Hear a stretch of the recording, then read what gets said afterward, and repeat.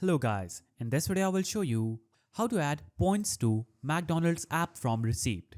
So in order to do this, simply open the McDonald's application.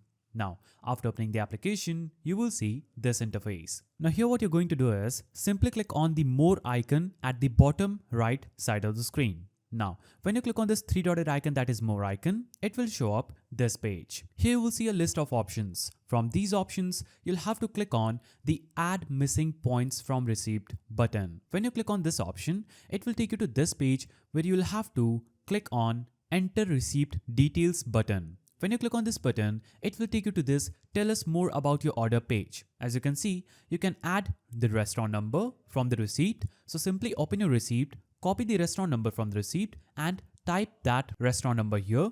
After that, choose the visit date, visit time, the last two digits of the order number, the order total. After entering all the information, you'll have to click on the submit button. Now, when you click on submit, you would have successfully added points to McDonald's app from the receipt. So that is the simple way to add points from McDonald's app to receipt. If you found this video helpful, please don't forget to give it a thumbs up and thanks for watching.